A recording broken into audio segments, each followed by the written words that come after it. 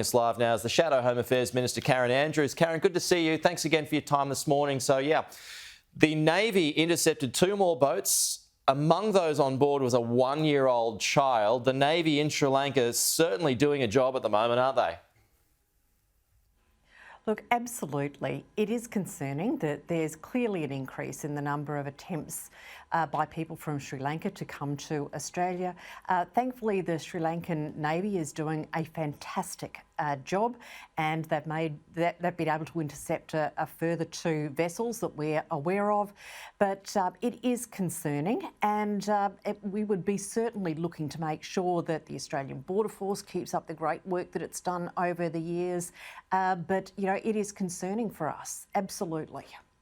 Given your knowledge of briefings in government, how long do you expect this to continue until smugglers realise that they're just not going to get here? Well, I don't know that the people smugglers are going to give up very, very quickly at all. So we were clearly aware that coming into an election, there's always heightened interest from the people smugglers. They're looking at every opportunity to be able to start their trade again. So we're aware that every election in Australia is going to have that sort of appeal to the people smugglers. They're looking at every single opportunity to be able to tell people that if they can make it to Australia, they will be allowed to settle here.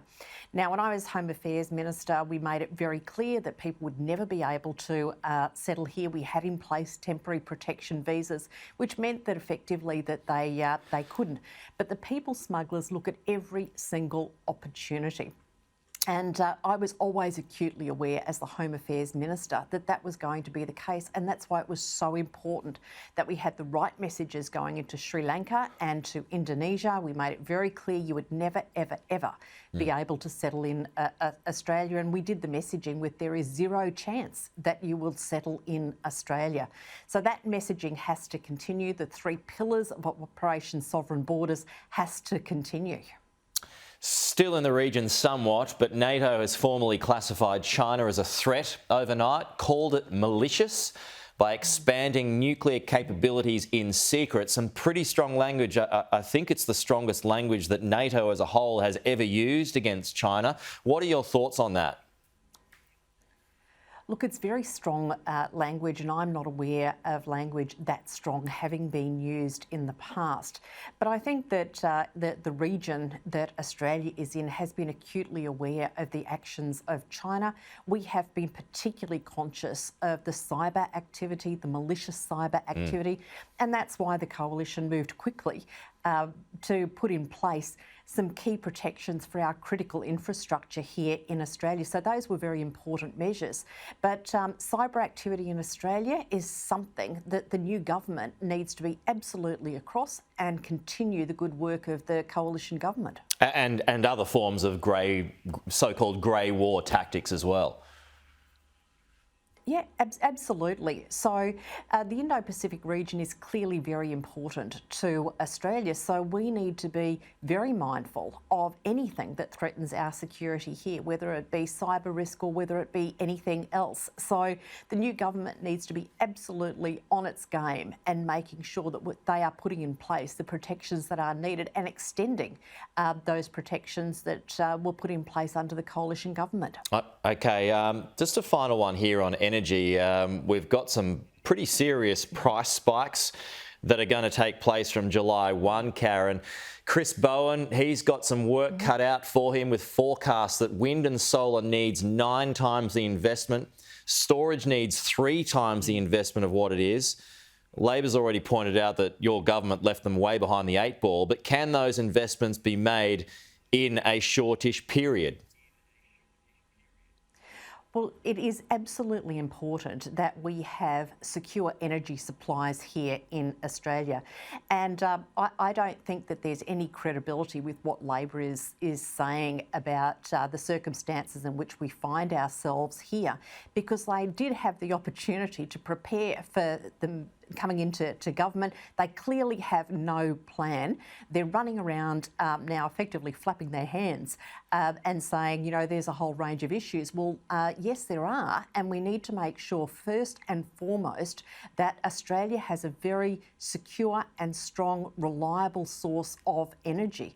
Now, it seems that Labor hasn't prepared for that coming into government, but they need to work with industry very closely, because if we don't have secure power supplies, it's going to affect individuals, it's going to affect families, but it's going to affect our businesses, particularly manufacturing businesses.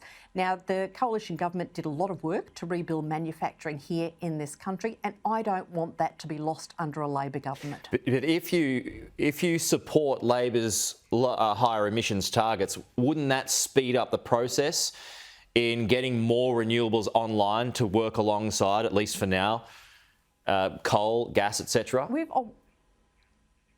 Coal and gas are very critical sources of energy supply for us here in Australia. Now, we actually did a lot of work as the coalition government on looking at battery storage, and in fact I opened the CRC for future batteries so that we could look at what our battery storage capability was going to be, and potentially to be world leading. Now, as we move down the path of renewables, and it's very clear that we're going to go that way, but as we move down that pathway, we need to have good and sufficient battery storage as well, and we have to be strongly developing that capability here. Our focus in Australia has to be on reliable energy, secure energy. Then we look at what that mix is going to be. Now, a lot of work has already been done, and I would have thought that Labor had prepared for that coming into government, but it's obvious that they haven't. So they need to speak to industry, and they need to get those plans in place now. Okay, but just as a quick one here, you doubt that those targets for renewables and also battery storage can be achieved in that window? There is an incredible amount of work that needs to be done. A lot of work has already been done. We need to be able to build on that here in Australia. But I think we've got to be careful that our focus is not on how we increase renewable capacity when we've got issues with reliable energy here in Australia. So the first question that needs to be answered is, how are we going to ensure that there is stable, reliable energy for Australians? Then we look at what that mix is going to be, and we look at how we're going to increase renewable capability and capacity. Karen Andrews, as always, thanks for your time. We'll talk to you soon.